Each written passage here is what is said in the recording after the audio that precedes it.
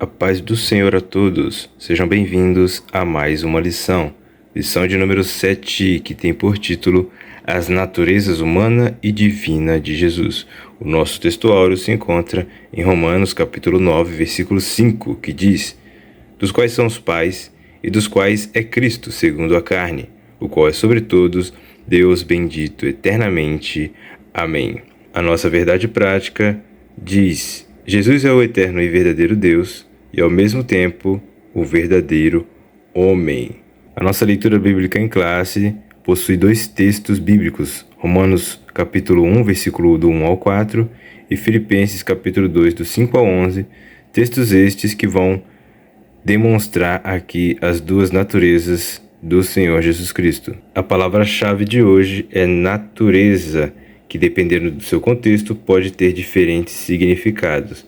Mas, no sentido desta lição, significa a essência ou caráter essencial de algo ou de alguma coisa. O nosso primeiro tópico tem por título o ensino bíblico da dupla natureza de Jesus. Ponto 1.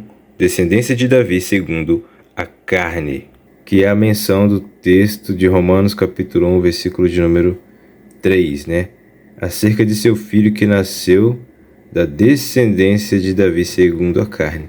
Só isso, só essa leitura bíblica em classe já mostra que Jesus possui uma natureza humana, porque o apóstolo Paulo está se referindo aos ancestrais de Jesus, quando ele disse da descendência de Davi segundo a carne.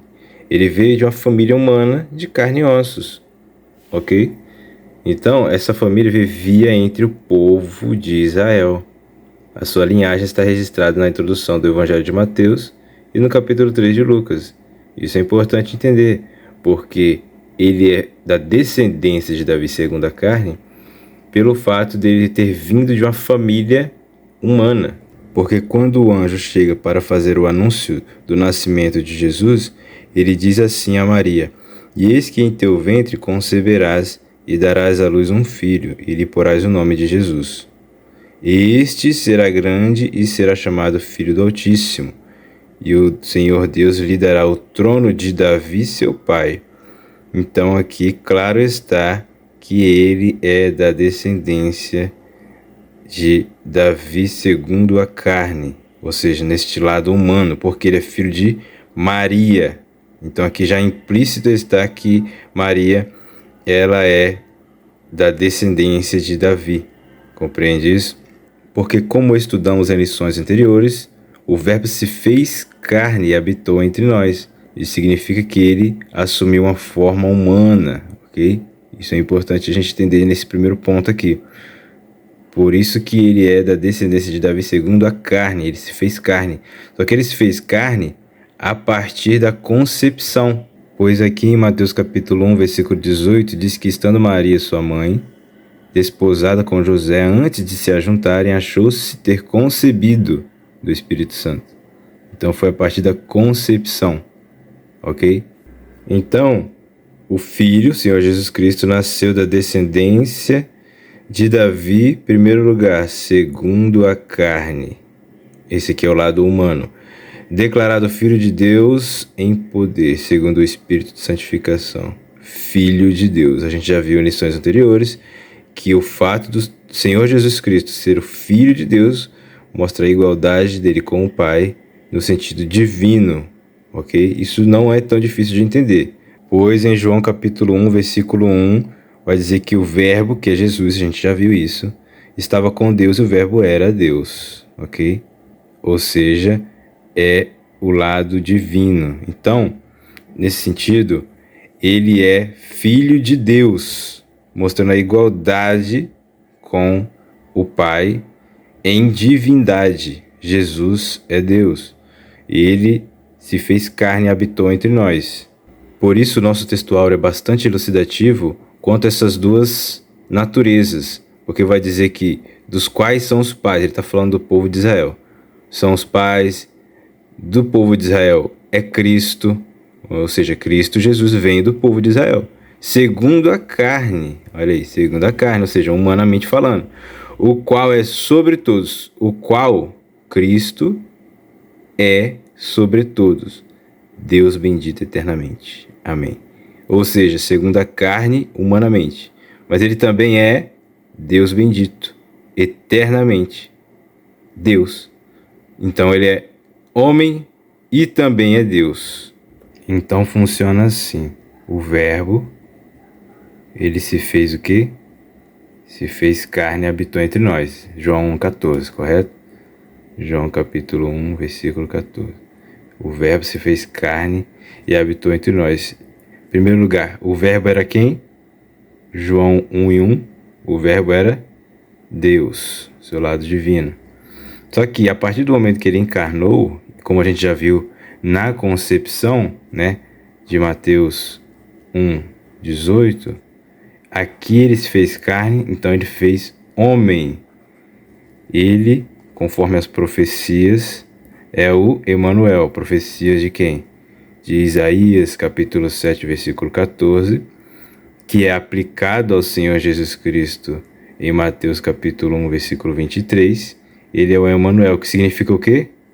Deus conosco. Ou seja, ele se fez carne e habitou entre nós. Habitou. É o versículo 14 do primeiro capítulo de João. Então, ele sendo Emanuel, que significa Deus conosco, só mostra que ele é Deus. Por que ele é Deus? Por que ele não deixou de ser Deus quando se fez carne? Porque Deus é imutável, Deus não deixa de ser Deus, ok? Em primeiro lugar, 2 Timóteo, capítulo 2, versículo 13, vai dizer que Deus não pode negar-se a si mesmo. E em Tiago, capítulo 1, versículo 17, que Deus não muda, ele é imutável. Ou seja, o fato dele ter se feito carne não anula o fato dele ser Deus, dele continuar sendo Deus eternamente. Como o nosso textuário diz, Deus bendito eternamente. Então, o nosso Senhor Jesus Cristo é Deus que não muda.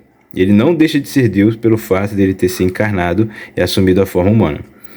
Mas, a partir da encarnação, ele assume a forma humana e ele é homem. Ele passa por experiências humanas, ele se cansa, ele sente fome.